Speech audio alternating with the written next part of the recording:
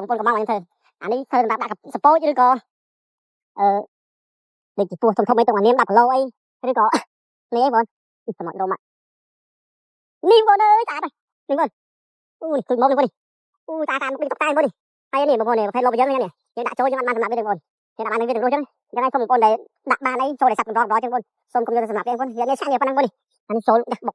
នេះស្អាតបងមុខនេះតុកតែនេះអានេះនឹងសពូចអីបងអូស្អាតស្អាតនឹងជែកនឹងខ្មៅនេះបង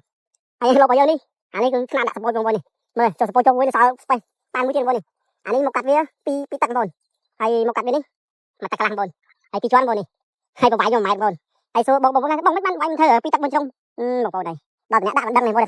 គាត់មកភឹងមកនេះគេបើជាយើងចង់ធ្វើមិនបានទេបងអាប្រភេទលបនេះចង់ធ្វើមកទឹកពីទឹកមួយជ្រុងក៏បានដែរតែសួរតែយើងដាក់ទៅវានៅអត់មានគុណភាពអត់ទេបងហើយអានេះបើសិនជាយើងធ្វើពីទឹកមួយជ្រុងច្បាស់ណាស់បងប្រាស់នេះប្រកាសជាក្លងនេះបងក្លងអញ្ចឹងយើងធ្វើតែមានស្តង់ដារតែមានចៃតែហ្នឹងបងអូស្អាតបងនេះអូយថតទៅអែមបងនេះต้องจำបងអើយព្រោះប្រភេទនេះសត្វកម្រយើងកុំទៅសម្រាប់អីវាមានឆ្ងាញ់ទេបងមកប៉ុណ្ណឹងហូបមកពេលចឹងបើសិនយើងសំណុំពំដោះឲ្យមកទីបងប្អូនណាដែលគាត់ដាក់បានប្រភេទសត្វកម្រចឹងបងចឹងយើងកុំសំយកទៅសម្រាប់ទេបងហើយលបយើងចឹងបងដាក់នៅរស់ចឹងតែនេះដល់បងប្អូនកំងបា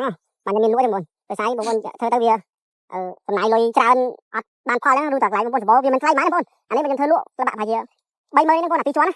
តែបើមួយជាន់ខ្ញុំលក់តែ20000ទេបង20000តែលើមួយជាន់ខ្ញុំលក់25000ទំហំប៉ុណ្ណឹងតែបើ2ជាន់ហ្នឹងខ្ញុំលក់30000បងហើយទំហំប្រខាំងកន្លែងនេះកន្លះម៉ែត្របងទំហំវាហើយអានេះខ្ញុំដាក់ពងទានេះខ្ញុំដាក់ពងទាជែកនេះបងហ្នឹងទៅរយរោមកនេះ